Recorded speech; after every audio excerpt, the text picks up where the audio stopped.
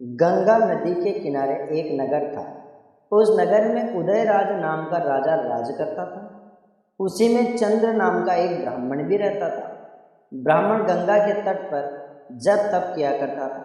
उसकी एक पुत्री थी जिसका नाम चांदनी था। वह बड़ी रूपवती थी। जब वह विवाह के योग्य हुई तो उसके माता पिता और भाई को चिंता हुई।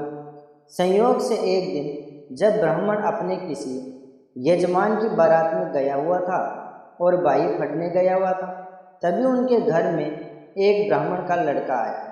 लड़की की माँ ने उसके रूप और गुणों को देखकर उससे कहा कि मैं तुमसे अपनी लड़की का विवाह करूंगी। उधर ब्राह्मण पिता को भी एक दूसरा लड़का मिल गया और उसने उस लड़के को भी यही वचन दे दिया। उधर ब्राह्मण का लड़का जहाँ पढ़ने गया था वहाँ वह एक लड़के से यही वादा कर आया। कुछ समय बाद बाप बेटे घर में इकट्ठे हुए तो देखते हैं कि वहाँ एक तीसरा लड़का और मौजूद है। दो उनके साथ आए थे। अब क्या हो, ब्राह्मण उसका लड़का और ब्राह्मणी सोच में पड़ गए।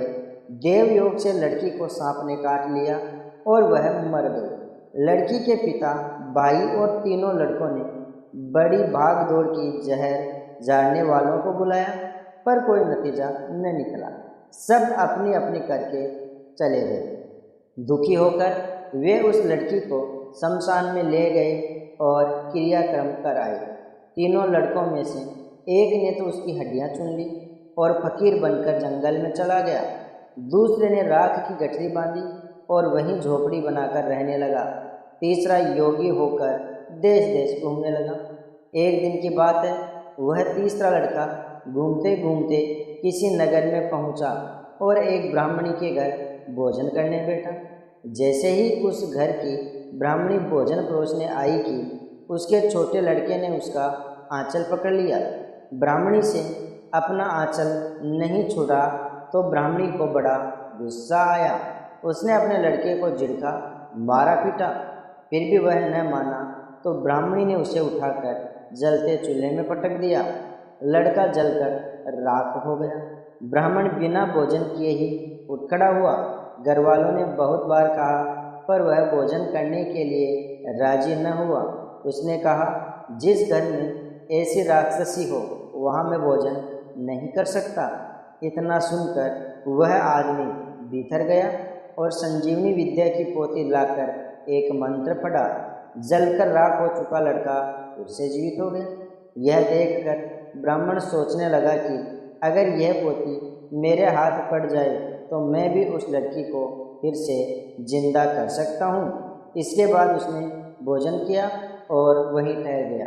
जब रात को सब खा पीकर सो गए तो वह ब्राह्मण चुपचाप वह पोथी लेकर चल दिया।